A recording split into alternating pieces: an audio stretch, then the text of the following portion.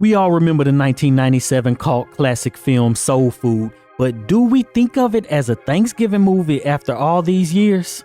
Soul Food is one of those movies that you've got to watch every now and again, with all of its relatable family drama. So let's talk about this film and how it fits into Black popular culture after all this time. I'm Heit. And I'm Cheri. And you've discovered Axiom Amnesia.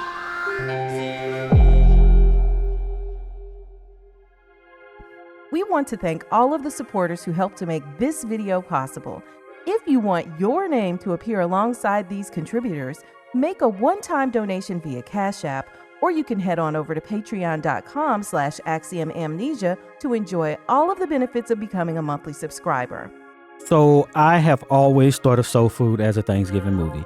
Every year when Thanksgiving comes around, I think of the movie Soul Food, and I think that we should cover it on our channel. And look at us now. We are recording about a week or so before Thanksgiving in the year of our Lord 2024, and we're covering it. You know what? It was like maybe a week or a couple weeks ago, somebody posted a meme. Well, somebody posted something, and people were reacting to it, and they was like, I don't care what anybody says, Soul Food is a Thanksgiving movie. And I never thought about it not being a Thanksgiving movie. Never.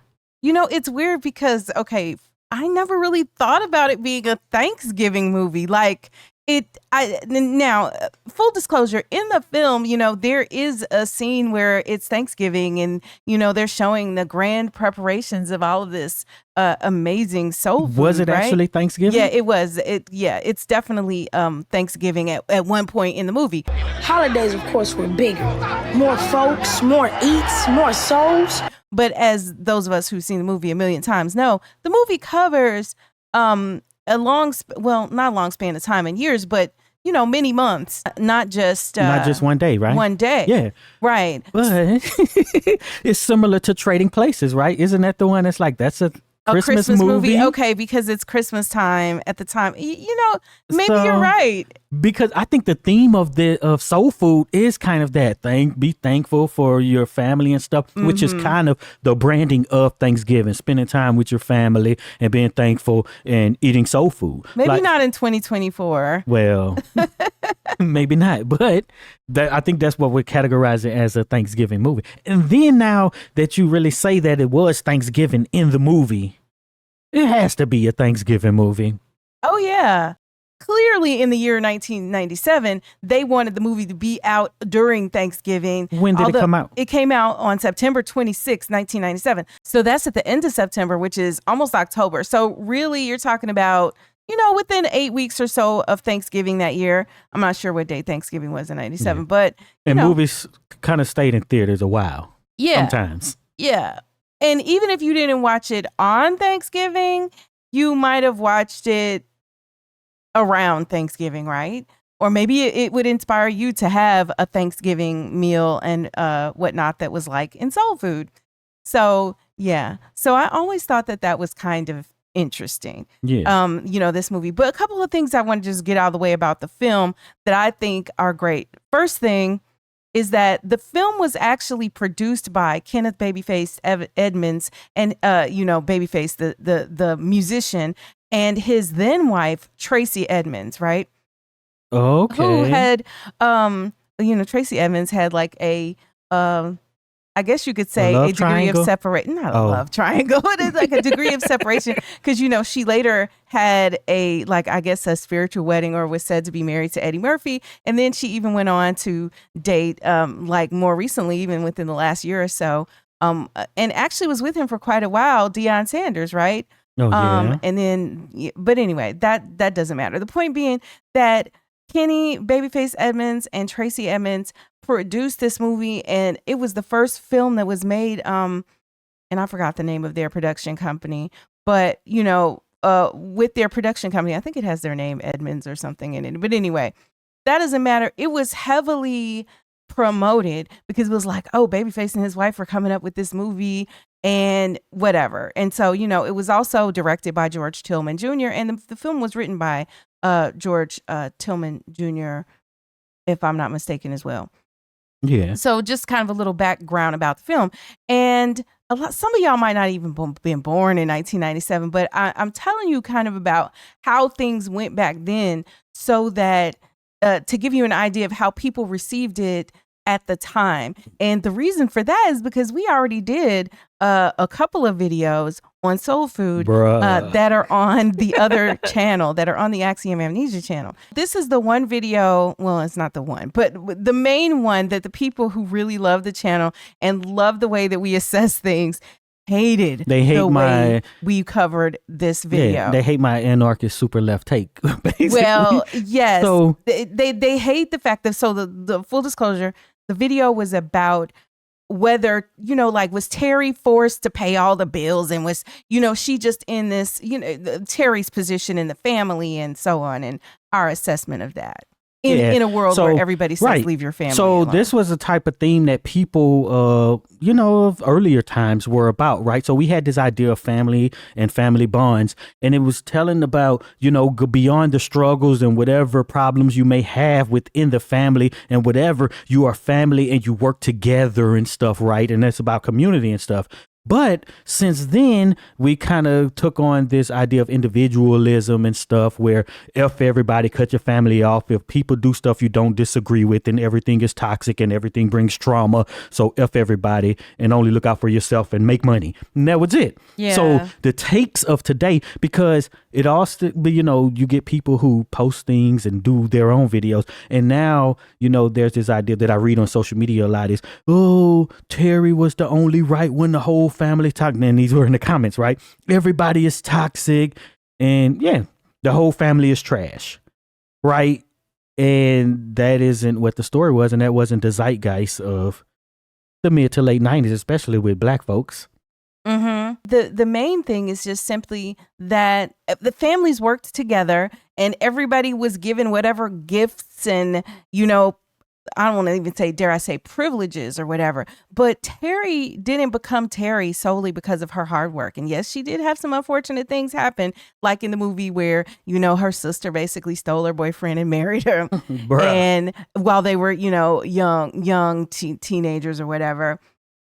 And, where her husband cheats, on her with her cousin. So, like, there's this theme of Teri can't keep a man kind of thing. And she was married multiple times. So, but if you look at the film, what they're really showing you is these three sisters who each have been given kind of a gift, if you will. You had Bird, the youngest sister, who was given the gift of artistry and being able to be a hairstylist and have her own business and be an entrepreneur in that. And yes, her sister Teri helped her with the money to start her business, right? Her hair salon. And then you have the other sister, Maxine, who's the middle sister, who has this gift of being, a great mother and a wife and a stay-at-home, mom. She is the one who looks like she will take over for Big Mama after she's gone, right? To try to keep people together. Yeah, that didn't go on after the movie, right? We could talk about the TV series a little bit, where, it may look like because one is the oldest or whatever, right? But the other one seems to more readily fill that role. Yeah. Which would show that it doesn't matter of that sort of hierarchy, right? It's kind of what we talked about in that video of your role in the family is what it is, and what you bring to the table is the function that you play in a family, community, group, organization. Yes. And then you have, everybody knows, or everybody hates Teri, so to speak. And you have Teri, the eldest, who, was clearly had academic potential, saw that potential, eventually became an attorney, and has the most money because of her career path. But when you think about what the family, the support that the family probably gave Teri along the way, at this point, and probably even from old school parents like Big Mama, if you had a kid who you couldn't just, quote, waste money going to college. So you weren't going to waste it on the kid who clearly wasn't interested in that, and, whatever. If you had a kid who had potential, then all of that support and all of that money, that you had would go to the one with the best, like, potential. Sometimes you would see that in families who immigrate, right? They Yeah. can't send everybody to, America or, to parts of Europe or whatever to go for college. So that, the one with the most, who has the best chance of succeeding is who you put your money Yeah. behind. So Or- yeah. Or that's who you do it first, right? Mm-hmm. And then the money may happen to go away, right? And then it's just the way it is. Yeah, and then but they're in a better position, and then they can help pull their younger siblings along or do whatever. So, investment in us, I mean, even just beyond the love that we have for our family members, there is a strategic investment in children, even historically, right? Because ultimately parents will grow old and they will need someone to take care of them. And I know to some of you, especially the very young ones, that just sounds like, oh my gosh, well, it ain't my responsibility to, but really historically, it is. And from a moral perspective, I think even still, most people would feel some obligation. Okay, if the family got behind you when they had the financial means and then you made it, and then they didn't when the other siblings came along and you're like, I worked hard and you should have. That's another thing. Yeah. Because nobody who gets to be, well, and I shouldn't say nobody. Most people who have a loving, caring family who get to be advanced in whatever the area is, whether it's academics and then you become an attorney or a doctor, or whether, like Bird, you have a family business, but you've always loved hair. Most people are not building that with zero help from their family. Yeah. At some point, somebody has helped you, even if it was just like, oh, I'm going to help. You can stay here while, you're getting on your feet, or, I'll give you a little bit of money for your college books, or I bought you, whatever, your bedding you needed when you went away to college. People chipped in and got behind you. So then to turn around and think that you did it alone is like really crazy. Yeah. So what are some cases against this being a Thanksgiving movie? But the fact that it goes away from Thanksgiving and, there's drama in it and everything isn't simply about and it's not about Thanksgiving time. The holiday. Yeah. Yeah. Yeah, I would say that. But I don't know. I just see the overall theme. And, I do too. And I think that takes it like, oh, let's say I'm against the whole idea of the holiday Thanksgiving, but I could be for the Sunday dinner, right? Which is basically no different. So that brings me to a question surrounding even just this notion of Thanksgiving, because, we are very evolved. And I say we, I mean us, our people, we have become very involved. And then, some people refer to Thanksgiving in different ways. They say they don't celebrate it.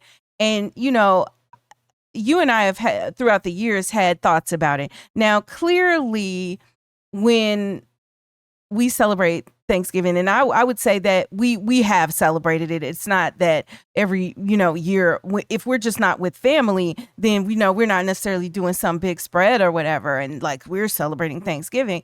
But as a time to come together, as a time when most people do have time off, unless you work in healthcare or some type of service industry, it's a time where people actually are able to be together. But is it, are we actually celebrating the Pilgrims? And what I can tell you is, even from when I grew up, like, we were never quote unquote celebrating the Pilgrims and coming to the quote new world. And we were never celebrating that. It was just a time when we got together as a family, cooked good food, ate, and you got to see people that you might not have seen very often. I know, right?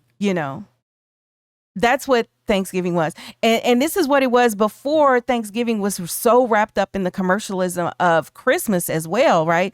Because at that point, now it was changing around 97, because I feel like in the early 2000s is when you got the rise of the Black Fridays, people sleeping outside the store. And then this is still before like, I guess you would call it Black Thursday, before the stores were actually open on Thanksgiving night. Because, we did have, was it maybe like a decade or so where they were doing that? They're getting away from it now. But like Black Friday had just got all out of control as to where you pull away from your Thanksgiving dinner and then the stores are opening that night to be shopping for Christmas stuff.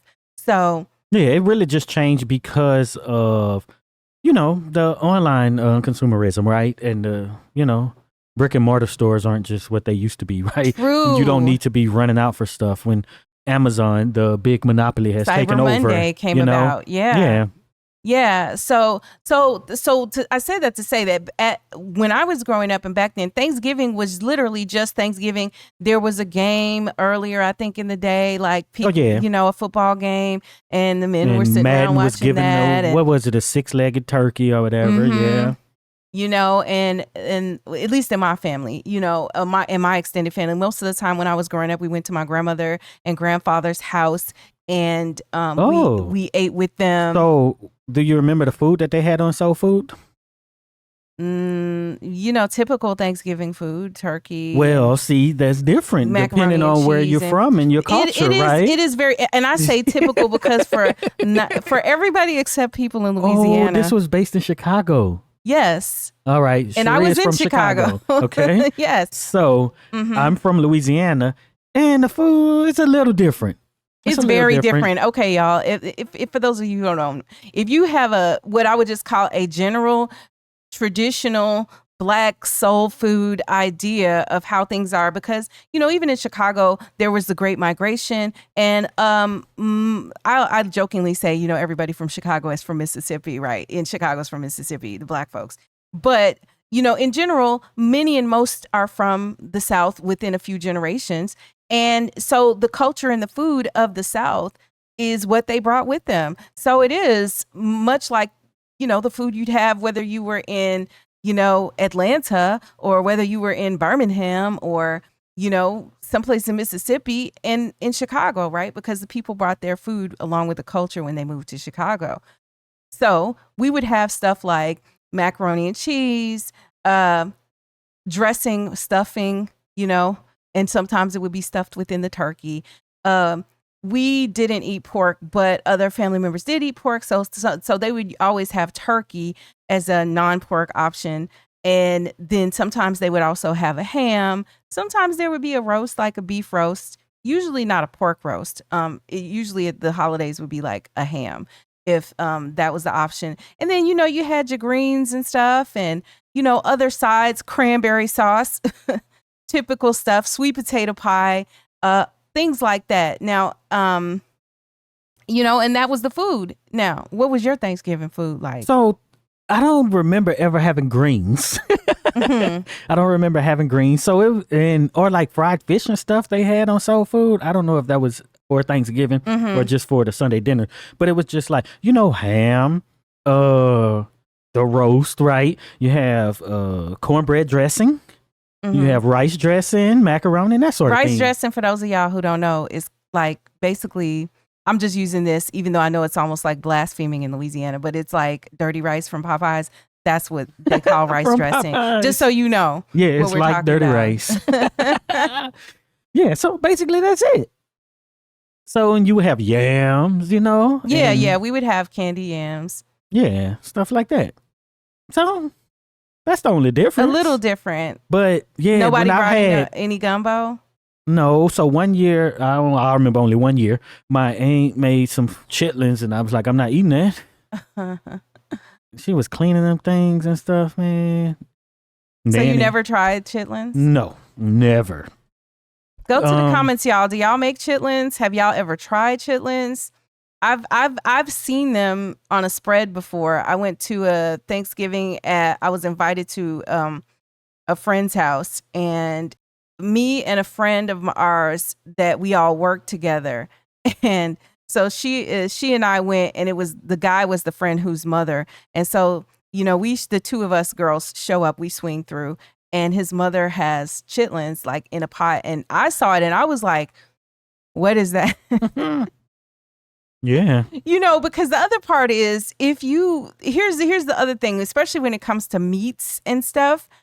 I had told you guys that I grew up, we didn't eat pork. So because we didn't eat pork, there are just a lot of meats that, aside from the ones that are more common that you would see, like ham or bacon and pepperoni and stuff that are pork based, I can't identify that, So I'm like, well, what is this? And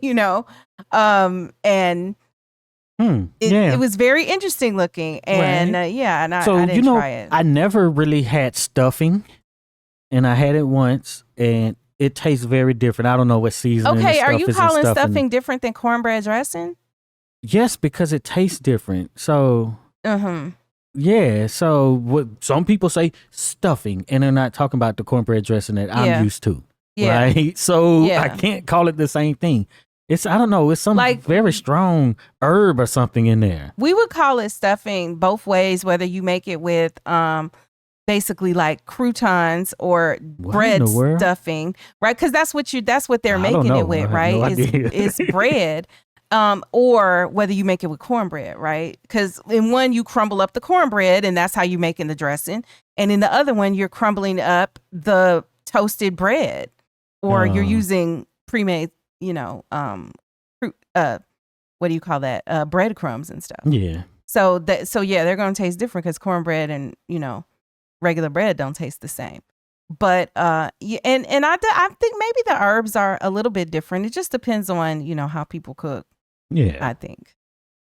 So Thanksgiving. This is kind of what the movie was about. But that's kind of what at least when I was growing up, that's what Thanksgiving was like. Right. So, and you would have for other holidays and stuff, and I guess for your Sunday dinners, you're going to have similar sort of thing, right? But you're going to have maybe some gumbo, right? Or maybe a fish fry, which is a specific thing, right? Mm-hmm. Or a seafood fry or a seafood boil, right? So that's basically it. Yeah, I had never been to a seafood boil until, I joined the family, your family. I think we only did crawfish boil. Right? Okay, yeah, you did. Yeah. So well, I just kind of put it all in there together. Two different things, see? It's all the same to me because you putting what I would characterize as seafood into some hot water with spices. Or you would have a sauce, and that's a whole different discussion, right? Oh, yeah. You had a sauce before. Yeah, it was so good. A huge sauce. Like, it was. So, I think we talked about it on one of the channels. You call it the death thing. Well, yeah, because, all right, so now I have to tell it a little bit. So we showed up because, a family member had known someone who had passed away. And this person's family was also having, I guess what would be equivalent to kind of like the repast or something where, you got the food, but it was outdoors and they were cooking up stuff. So we walked up and we didn't come to eat. It was that we came to pay respects, and we happened to be, along with this other family member. And then, it was like a huge cauldron of reddish sort of stew, and it's a sauce. It smelled amazing. Yeah. I was just like, what's that? You do come to eat, right? Okay, see, I didn't. I thought we were just swinging You through. come to eat, right? So, but the thing is, like, I don't know if everybody do this, but I'd seen a post just recently, and it was like, you go, you eat, and you leave, and you be like, I hate to eat and leave, but, but yeah, hey, what you cooking? I'm coming over, right? But that's why you do, if somebody inviting you over, they better have some food. Oh my gosh. Yeah. But, so they were Cajun people who had done this. So the Cajun Creole foods are very similar. So some of them are like actually the same, but they're a little different. And depending on what you call Creole in different parts of Louisiana may change as well. Mm-hmm.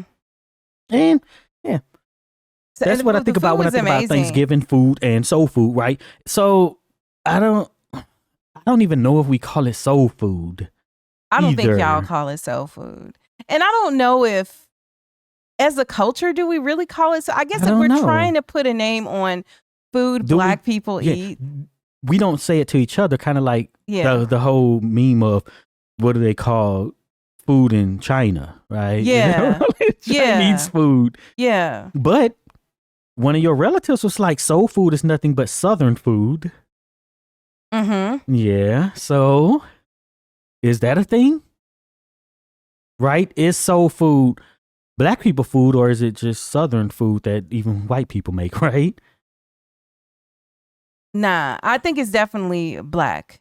Like to me, it's Southern food, and I don't know if that was said in the context of meaning it is. No, it was. Well, okay. It was that it's not Black, it's food from the South. From the South is basically soul food. I would agree. But, it is food from the South, but it is black food from the South, because I don't know that all food from the South is that way. Me too. But I also would say that was it because who were preparing the food for the white people in the South too? Probably. Would lead them to acquire some of that cuisine. Yeah. I mean, because that's who if that's who's cooking, they're making it. And are they making it? Like, I think back to, because I mean, we always got to wind up back in history. Who were the people who were doing the cooks and after, after the Civil War, who were the people who were doing the domestic work? Yeah. It was black folks. And are we cooking different? Right. But do the white people in the South eat chitlins? And pig feet? These are questions I don't know the answer to. You know what I'm saying? I don't know. Man, I'm telling on my sister, she used to love some pig feet, boy. And she used to put a lot of, I don't know, hot sauce or something up in there. But yeah, she used to love just boiling pig feet out of the blue like a snack. I can't do that now because the skin. I can't do the skin, but I'll try to. If I had some, I probably would try it, I guess. You know what it is? So it's very, very difficult because like my cutoff for pork is so like, it pretty much ends around ribs, bacon or ribs. Okay. Yeah. I'll stop it at the ribs because the ribs were good. I did try that. But when you get into the hunks of meat aspect of pork, it's real hard. And it's not hard because I'm not like, oh, that's just so nasty. But if your taste buds are just not used to that, like if you didn't grow up eating a thing, it's like people who might grow up not eating meat and then it's just your palate is not seasoned for that. Yeah. So yeah.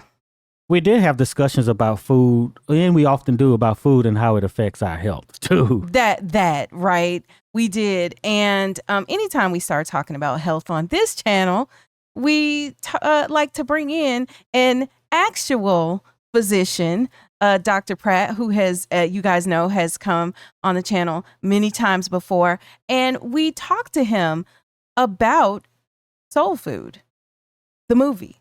Okay, so what happens in Soul Food, for those of you all, and just to remind you, is that basically, the kind of the narrator is Ahmad, who is the grandson. So his mother is one of the sisters, Maxine, the middle sister. And then, of course, his grandma, Big Mama, is a diabetic in the movie. And so basically what happens is that Big Mama falls into a coma, during an operation that's supposed to be to amputate her leg. All of this is related to her diabetes. And so it basically sends the family into a tailspin in addition to all the other drama that they had going on anyway.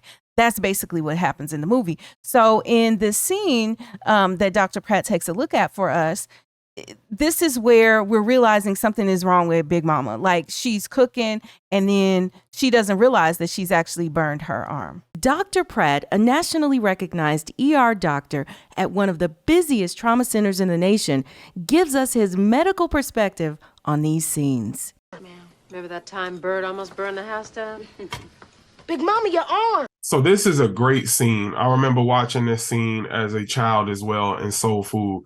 And I think it depicts what many of us have witnessed to some degree with our elders, especially those who historically have not had good access to healthcare. And I bet you ain't been to a doctor either. Maxine, I told you I don't need no doctor. And diabetes, amongst all of the diseases, is one of the most detrimental, especially disproportionately hitting Black families. Some of this comes from cultural.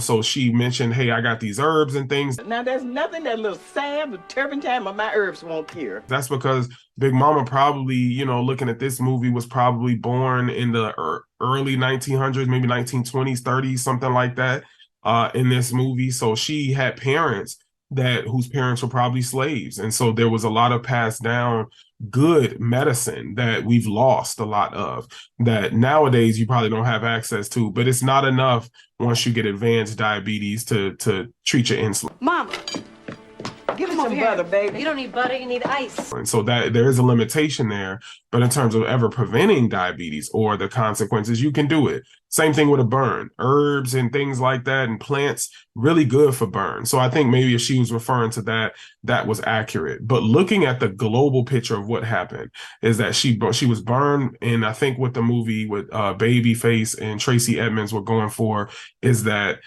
she has peripheral neuropathy that's related to diabetes. And what that means is that neuropathy means the nerves don't work. Peripheral means that they're not central, so they're outside, so the arms, feet. So hands, feet is where we see this a lot of. And that neuropathy means that you either feel pain or lack of pain at any given time. So many of these people have very painful diabetic feet, and they're like, oh, my feet hurt. Now, what the movie does is they correlate this to the lack of control of her diabetes.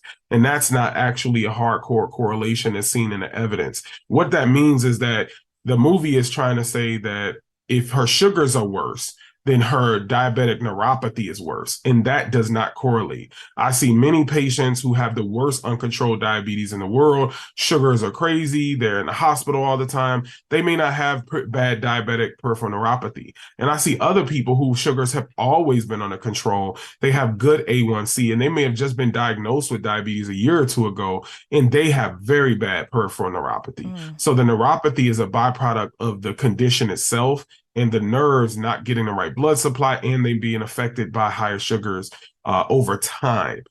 So I think that that may be something that's not perfectly correlated, but the whole scenario of a Black family trying to make sure that their mother, and I think their mother gets the right amount of healthcare in a system where she doesn't trust the healthcare system. So she doesn't probably follow up. She probably doesn't have a family doctor, right? Like, they do live in this great neighborhood in Chicago. But I don't know if they have someone like myself that's going to be able to say, hey, Big Mama, I remember you helped me growing up. You come in to see me. I'll try to make sure that you're okay. Come to the ER so that you can trust the plan that we put forth. And then thirdly, now she's having these consequences of uncontrolled diabetes that will later show themselves in the rest of the movie. But this type of burn can lead to infection. It can lead to a diabetic ulcer. It can be because she has poor blood circulation in that hand, all related to the diabetes. And we see this every day in Chicago, and other cities, where people have their feet cut off at 40 and 50 because of poor diabetes, and because maybe they stumped their toe on something, didn't even feel it, and they keep stumping the toe because they don't feel it, and they have an ulcer, and they didn't know they had an ulcer because they don't feel it, and then it gets infected, and then they end up having to have amputations and other types of surgery. In reflection to all of that, especially with it being the holiday time and the kind of the dynamic that happens in this country, and with healthcare even being just a general discussion for everybody, not to mention people who may not actually have health coverage, ability to go to physicians or access to any physicians at all. And then the cultural stuff like Dr. Pratt was talking about, just leaves a lot for reflection, And was this part lost because, that they were talking, because the irony of it being the movie about soul food and they all come together. But, you snuck this in on us in the 90s of these health problems from the food that it's giving us, right? So there is a positive aspect and a negative aspect, because the positive aspect was that, okay, it brings the family together and all this, and we work out our problems. Like, how the movie concludes, basically, where they're sitting at the table where he brings them together. Not concludes, but, the end of the movie. Yeah. And everybody's quiet, and then they start passing the food around and talking again, because the food brought them together to be able to, quote, heal, as they would say in today's language. Right. And they start to have some understanding and start to patch up those relationships. Well, and it also kind of points to what's hard if you have a food restriction. I mean, in this case, they're kind of honing in on, diabetes, but also high blood pressure, right? And so the food tastes amazing, but it is, generally speaking, unhealthy to, consume food like that in massive quantities and, so on and so forth. But when we look at the history of why these are the foods that Black Americans are eating as part of our, culture, Why are these the foods? Because the foods that are in the culture have been derived directly from what was available to our ancestors to eat when they were, in bondage and when they were enslaved. Yes. And that's and how, it wasn't the best cuts of things. It wasn't the lean. That's how the culture leanest works, meats. right? Yeah. Whatever, your food, your music, your language and all that is about your circumstances at earlier times. And it may change over time, right? Mm-hmm. And then we get where you are today and what you identify as your culture, right? And soul food is the food of Black Americans, right? Of that culture. Yeah. Not the race, but the culture. Yeah. And so, and whatever was given was made to taste good. And you had to make it taste good. Yeah. And ways to stretch especially the meat, right? Yeah. Ways to stretch the meat and how, a little bit of meat being put into the greens and meat being put into some of the other vegetables, right? To kind of carry you over and give you some flavor because, as a people, we do have some flavor and that is in our food. But back to the health consequences, that it's tough. And so just imagine at a Thanksgiving where Big Mama can't, if she was going to follow a diabetic diet, she would be following something that would be more low carb. So she can't be eating all that stuff that she's serving up. Yeah, cornbread and biscuits and sweet potato pie and, all of this other stuff. She can't be eating that. And then that's one thing I was missing. We didn't have biscuits. Yeah, that's funny because, a biscuit was always just part of the, and I guess because biscuits are cheap, right? To be able to make biscuits, basically all you really need is flour and some butter, and a little bit of salt and some other stuff that they add now. But, the way they were making it back in the day, they just needed some flour. So it's a cheap thing to make if you have flour. Yeah. But yeah. So her condition progressed, and then we get this. These later scenes that just throughout the movie, she's getting worse and worse. Mm-hmm. So we got Dr. Pratt to talk about that. I'm not getting my leg cut off. This is a very heavy scene for me because I'm often right there at that precipice with those families and our elders. And I tend to heavily covet our elders. I treat them as if they're my own grandma, my own grandfather. I listen to their old stories because you can learn so much. And they're usually pouring into me. They're usually proud and all of these things. But having those difficult conversations is an important thing that when you don't have Black physicians or even physicians that reflect your demographics, if you're a woman, do you have a physician that understands what it's like to be a woman? If you're a Black man, do you have a Black man? If you're Spanish speaking or Latina, do you have someone that understands the cultural implications that then direct what we call social determinants of health? So that's, do you have the money? Do you have the resources? How are you going to live after this amputation or something? If you can't address those concerns for someone through your lived experiences and what you're aware of, then they don't have trust. And that's what grandma's saying right now is that, listen, in my day, when you had your leg cut off, that's it. Your life is over with. And so I don't want no one cutting off my leg because I don't, number one, trust this doctor who's telling me this. Number two, I don't know what life on the other side of this looks like. Been taking your insulin? And number three, I haven't even come to terms with my diabetes management. And this is a lot to deal with, that my sugars are off whack. Nobody's really helping me with that. People are like accusing her of not doing what she needs to do instead of embracing that. You haven't been watching what you eat. And saying, well, you know what, mama, we always have these, family dinners. We gonna cook everything. We're gonna try to make it healthy. Let's get a nutritionist. Let's start there. But now you burned yourself. So now they're worried about that. And then on top of that, they're telling you that you have peripheral artery disease, which means, again, peripheral means, away from the middle. So outskirts, artery are the blood flow to a limb. And the disease is saying that she's not getting blood flow to her feet because the blood vessels higher up in her thigh are occluded due to lifestyle, high blood pressure, but mostly diabetes. There's no blood circulating to that leg. You're diabetic. And this is so common in Black emergency departments. Hispanic ones, poor white ones are filled with diabetic patients who don't have access to care, who these complications start building up on them. So I think that this depiction is very real. It hits me at the core because I'm often having to have that conversation. And for me, it's requiring me to pull on personal lived experiences. So meaning I'm having to kind of get up next to grandma, hold her hand, right, and tell her, like, look at me, you can trust me. I'm telling you, if you are my own, if you are my mother, this is what I would be recommending for you, and that your family loves you. And if you don't, you're gonna die, and you're gonna, keep your leg and lose your life. And that I'd rather you lose this leg and let us start helping you deal with those consequences than lose your life, where now we don't have our mother, we don't have our grandmother around for something that, number one, could have been prevented, but then even could have been dealt with at the time. But due to lack of trust, lack of health literacy, meaning we don't know enough about these diseases and their treatments, and lack of social support, she's now going to suffer from those things. Is that the proper scan for the mid to late 90s? Not at all. And this is where the problem is. Okay. I'm glad you got to that height.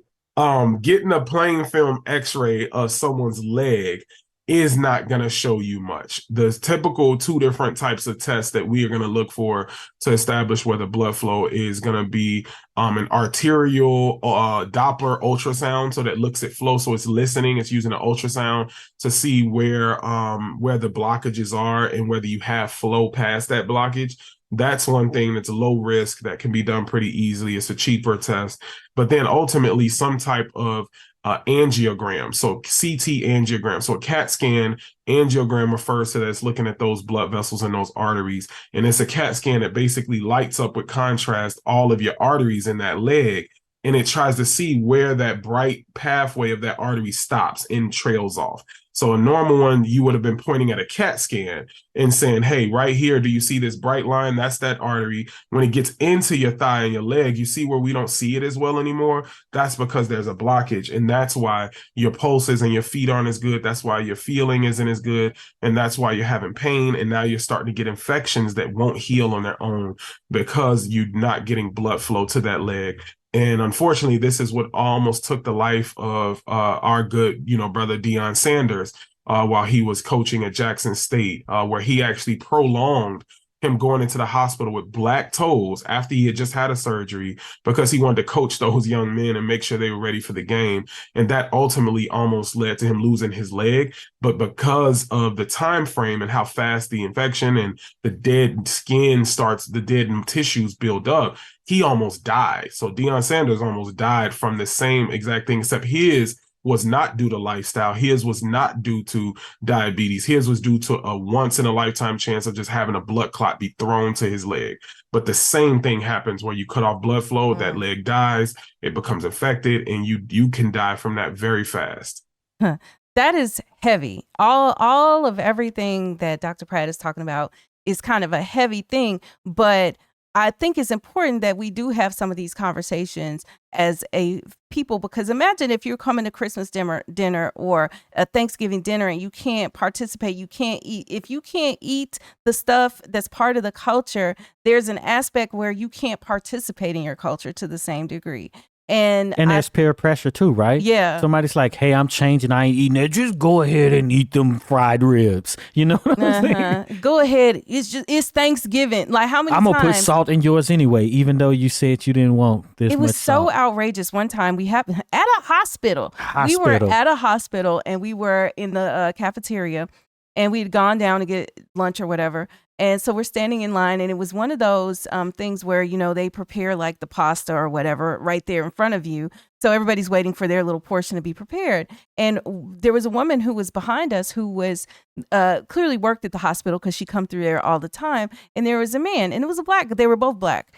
And then she was telling him what she wanted on hers. And she was like, and no salt, right? And clearly trying to, take charge of her health care. And she was saying no salt, or had been requesting no salt. And he responded to her that he had been putting the salt in anyway the whole time. when she was saying she didn't want, you know, her food salted or, you know, whatever it was that she's doing for her health. The dude who worked there, who's preparing the food, was like, well, I've been hospital. making it taste good for you anyway. And, you know, that's just crazy. But yeah, so that's one thing. We should not be pressuring people when they're considering their own health in, I guess, whatever way that is, unless we know that something to the contrary, right?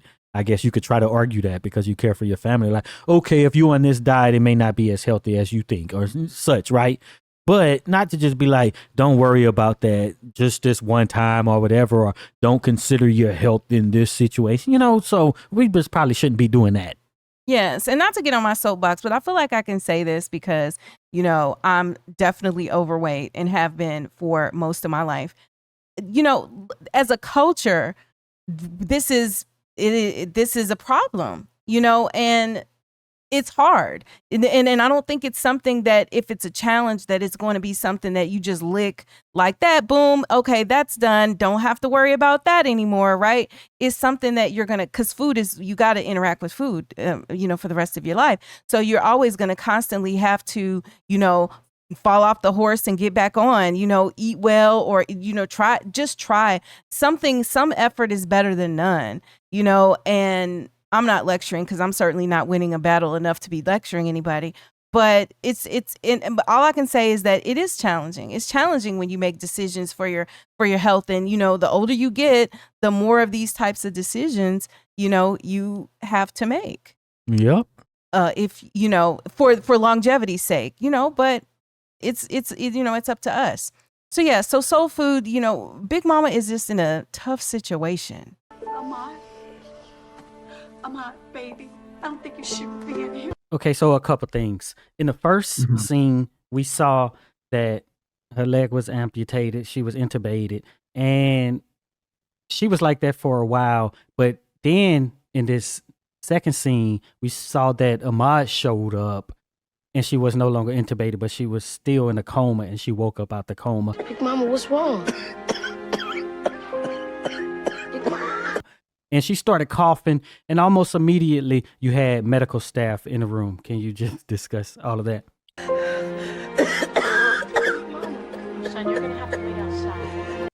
Yeah. So the first scene, she's in the hospital, likely because she became septic. So she probably became septic, which means that an infection from that leg due to it not getting enough blood flow and whatever other ulcers she probably had, or even just the dead tissue, spread to her body. She became septic, which forced them to have to go take her in for emergency surgery. Once they took her in for emergency surgery, what we saw was her in probably the post-op period, which is now she's intubated in PACU recovery. So she's in recovery now. Everybody's waiting for her to wake up, that kind of stuff. She now becomes extubated. This is probably some days later. So she's extubated in a regular hospital room with just blankets. I don't see a lot of monitors. It's not the ICU.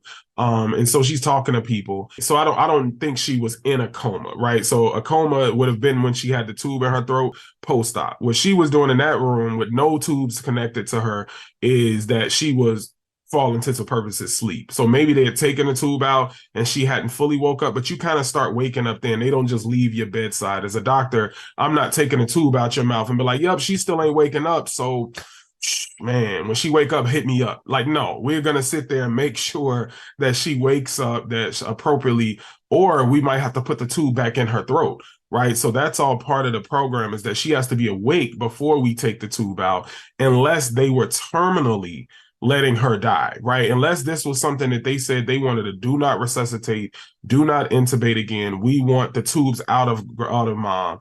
You know, we want to let her go on her own time. Something happened, some complication happened. Let her be in a hospice type of situation. That's the only way you get to that point where Ahmad is sitting there bedside with no tubes, no nothing, no airway, no oxygen even on her, helping her. And then she's going from that to people rushing in the room.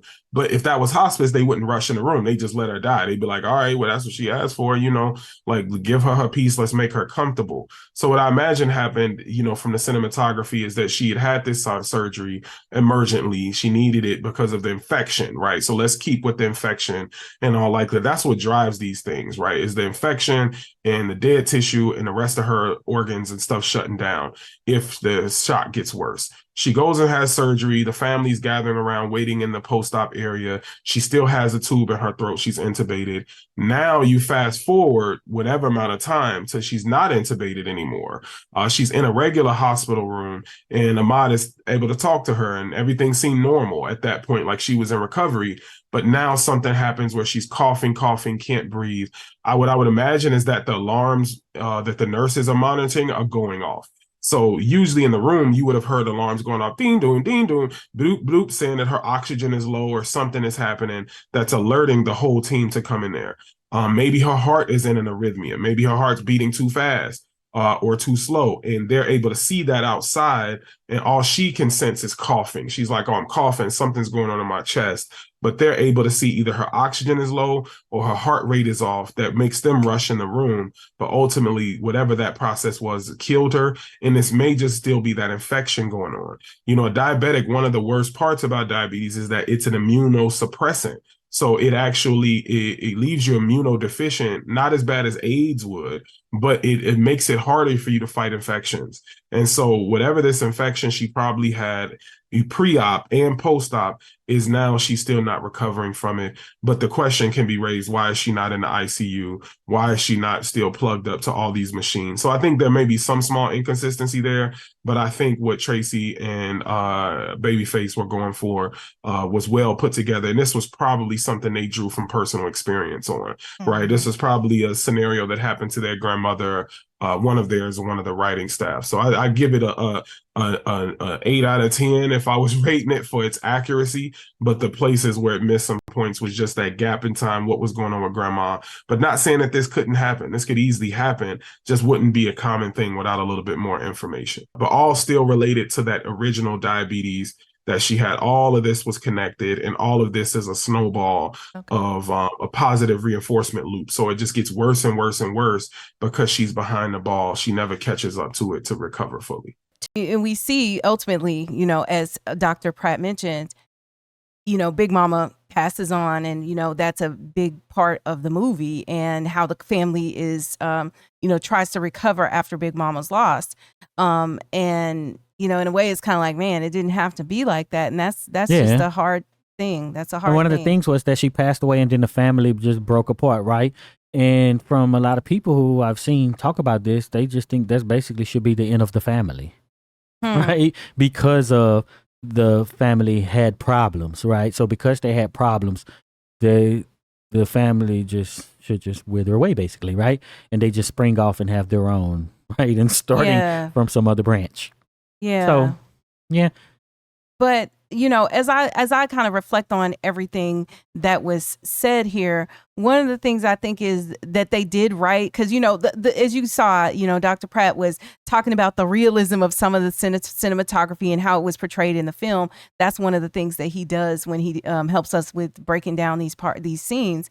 And I think that it is such a scary situation to imagine, right? You know, if this is your loved one and these things are happening, and, you know, whatever, that kind of feeds into why people, you know, would want to avoid, you know, seeking care and everything like that, because it's scary. It's unpleasant. It's making people have conversations that they don't want to have. And I think that one of the lessons of soul food is, you know, there's some stuff that we all probably got to talk about and have some difficult conversations, because I think it was the addressing the problems and the difficult conversations that allowed the family to move forward in the end, right? Yeah. And having a healthy dose of forgiveness. I know, forgiveness, which is almost totally out the window. But you did watch the entire series. Yes, I did. The Soul Food series on Showtime. And it's very hard to find and come by. Very hard. Oh my gosh. You would think I've been trying to get it for a couple years now. It gotta be the Babyface and them. Maybe I don't know. I might just have to go and get the DVD. Yeah. How much is it on Amazon? I don't know, but it's you know, and it's probably, I would think it's probably more than, like, you know, a series might cost you $50. You know, just as that's what they're selling, because it's so many DVDs. Right now it's only $30. We might have to get it. Would y'all be interested in talking about any aspect of Soul Food, the series? Yeah. And if you really want to see it, go ahead and hit that cash. I know, You're right? gonna have to hit that You're gonna have to cash be able to app. afford to pay for it. But yeah, you know, so what I just think Soul Food is one of those kind of cult classic films that is important to the culture. I think everything was well done in it. It had plenty enough drama to keep people engaged with Yeah. it. It was outrageous and ratchet, but yet demure Yeah. and mindful at I think the same it's a good time. movie, right? Because they show them as one class. We always talk about class, right? Mm-hmm. Kind of. But then you see like Lim, I believe it was, right? Who basically married into the family. Mm-hmm. And he was kind of a little different, than his family. Yes. And he had his little problems, you know what I'm saying? But he was trying to do better. He was. And I mean, it's great. And of course, we didn't really talk much about the actors but it had like all of, popular actors from the time. And we can absolutely not ignore that. You know, you have Vivica Fox and Nia Long and Mekhi Phifer, Michael Beach, Irma P. Hall, that was Big Mama.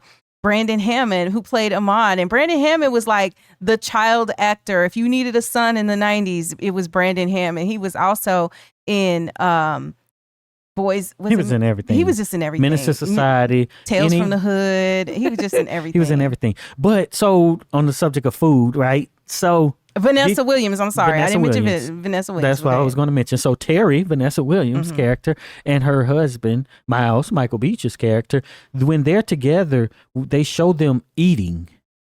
And they're eating food that's totally different than what they ate at Big Mama's house. Mm-hmm. So that's another thing, right? So, just look like she's just eating a salad or a little whatever, right? When she's just at home with her husband. But then she go around on Sunday and then she got this big, long, I guess, spread. Is that what people call it, a spread? I thought spread was just jail. I mean, yeah, casually, yeah. I've heard people be like, Only time I heard it was a spread in jail. It's funny because I had never heard that term until you told me about it. I was like, a spread? What is that? Oh my gosh, yeah. Yeah, but good movie to me. I like the movie. Amazing. To this day. Amazing movie. And go to the comments and tell us, what is your favorite soul food dish? Right. So if you made it this far into this video, type whatever the name of the dish is in the comments so we'll know you're one of the real ones who stick around to the end. And be sure to check out the video that's on the screen right now.